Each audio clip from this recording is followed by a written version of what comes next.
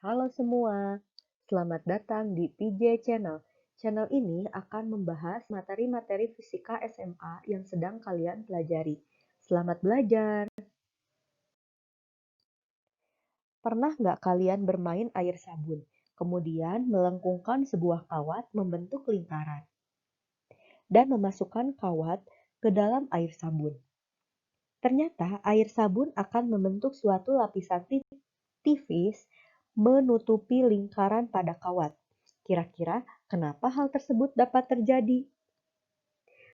Nah, ketika air sabun membentuk suatu lapisan tipis, partikel-partikel penyusun air sabun ini akan mengeluarkan sebuah gaya tarik-menarik antar partikel yang disebut sebagai gaya kohesi. Nah, gaya ini menimbulkan tegangan yang menyebabkan zat cair cenderung memperkecil luas permukaannya. Tegangan ini disebut sebagai tegangan permukaan. Tegangan permukaan dapat didefinisikan sebagai gaya persatuan panjang garis pada permukaan. Secara matematis dapat dituliskan sebagai gamma sama dengan gaya dibagi panjang. Dengan gamma merupakan tegangan permukaan, F adalah gaya, dan L adalah panjang garis pada permukaan. Sekarang, coba perhatikan bejana yang berisi air. Kemudian, bejana kedua berisi raksa. Kira-kira adakah perbedaan permukaan antara kedua bejana yang berisi fluida yang berbeda? Sebenarnya kenapa sih terjadi perbedaan tersebut?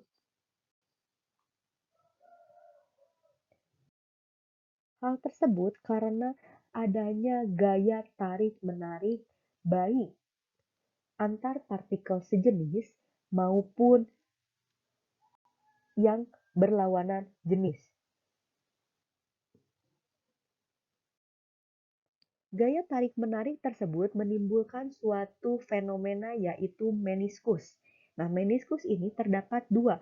Yang pertama adalah meniskus cekung, yaitu ketika gaya kohesi itu lebih kecil daripada gaya adhesi, dan meniskus cembung, yaitu ketika gaya kohesi lebih besar daripada adhesi.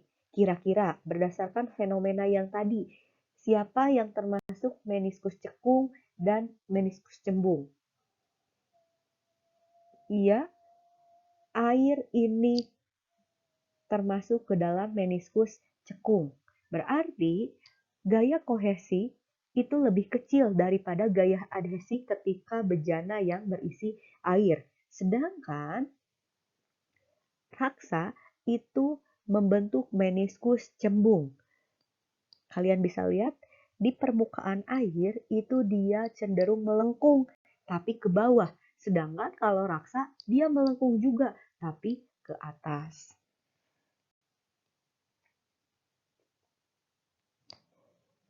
Selanjutnya, coba kalian amati gambar pada layar. Kira-kira kenapa tisu yang dimasukkan ke dalam zat cair, bagian tisu yang tidak terkena zat cair tetap basah? Kenapa hal tersebut dapat terjadi? Oke. Mari kita bahas.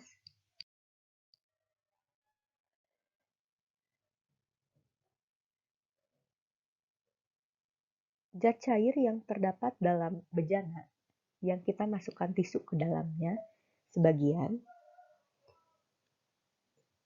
itu akan terdapat gaya tarik-menarik, baik kohesi maupun adhesi, sehingga menimbulkan tegangan permukaan yang menyebabkan turun atau naiknya permukaan zat cair. Nah, peristiwa ini merupakan fenomena dari kapilaritas. Kapilaritas merupakan peristiwa naik turunnya permukaan zat cair dalam pipa kapiler. Nah, pipa kapiler itu merupakan pipa yang sangat kecil, diameternya sangat kecil jika kita bandingkan dengan pipa-pipa yang lain. Pada fenomena yang barusan, Partikel-partikel penyusun tisu itu berperan sebagai pipa kapiler.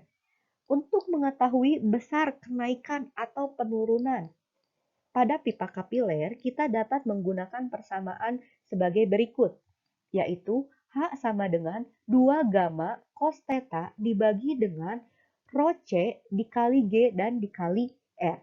Dengan H adalah kenaikan atau penurunan zat cair, gamma adalah tegangan permukaan, cos theta adalah sudut kontak, R adalah jari-jari pipa kapiler, rho C adalah massa jenis zat cair, dan G adalah percepatan gravitasi. Jika sudut kontak lebih besar daripada 90 derajat, harga cos theta akan bernilai negatif, sehingga nilai H juga akan negatif. Maka ketika nilai H negatif, itu menunjukkan permukaan zat cair dalam bejana mengalami penurunan, dan sebaliknya. Sekarang coba kalian amati sebuah bejana yang berisi fluida. Fluidanya ini kalau dilihat dari warnanya adalah air. Kira-kira apa yang akan terjadi ketika suatu benda dimasukkan ke dalam zat cair tersebut? Bagaimana kira-kira waktu yang diperlukan untuk benda sampai ke dasar? Nah, kira-kira kalau misalnya fluidanya kita ganti dengan oli, apakah waktu yang diperlukan untuk mencapai dasar akan sama dengan ketika fluidanya adalah air? Coba sama atau tidak? Yang jelas oli itu lebih kental daripada air. Nah, ketika bola, bendanya yang tadi kita misalkan adalah bola, dimasukkan ke dalam bejana yang berisi fluida, itu akan mengalami gesekan karena adanya kekentalan, perbedaan kekentalan dari masing-masing fluida. Itu tadi menimbulkan gaya gesek. Nah, si gaya gesek ini yang menyebabkan waktu yang diperlukan untuk bola mencapai dasar ketika di oli ini lebih besar daripada ketika di air. Tentunya karena oli lebih kental daripada air, atau viskositasnya berarti lebih seperti apa coba kalau antara oli dan air. Nah, untuk menentukan berapa sih gaya gesek yang dialami benda, jika kita misalkan tadi bendanya adalah bola, kita dapat menggunakan persamaan F sama dengan 6V eta VR. Dengan F adalah gaya gesek, eta adalah koefisien viskositas, V adalah kecepatan benda, dan R adalah jari-jari pipa kapiler.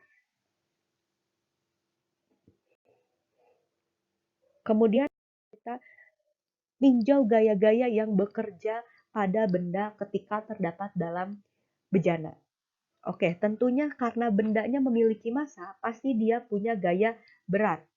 Kemudian berdasarkan materi sebelumnya, ketika suatu benda di dalam suatu fluida, maka akan ada gaya yang disebut sebagai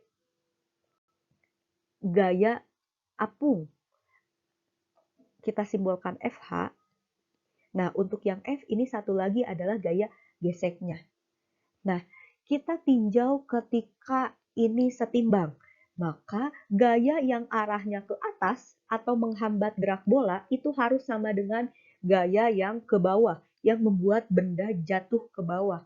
Maka gaya gesek ditambah dengan gaya apung sama dengan W atau beratnya. FH ini menunjukkan bahwa H hidrostatis, berarti H dari air begitu, yaitu gaya apung. Dengan F yang tadi gaya geseknya 6pi eta V dikali R ditambah dengan rho C G dikali dengan pi B yang sama dengan W kalau kita jabarkan menjadi rho B dikali dengan G dikali dengan pi B. Mari kita otak-atik, maka kita akan dapat seperti ini. kita pindah ruaskan berarti ya rho C, G, V, B ke sebelah kanan. Nah, kita otak-atik lagi sampai ditemukan V adalah rho B dikurangi rho C dikali G dikali volume bendanya dibagi dengan 6 pi eta R. Ini adalah kecepatan dari si benda tersebut ke dalam fluida. Disebut juga sebagai kecepatan terminal. Nah, dengan keterangan sebagai berikut, kalian bisa lihat pada layar.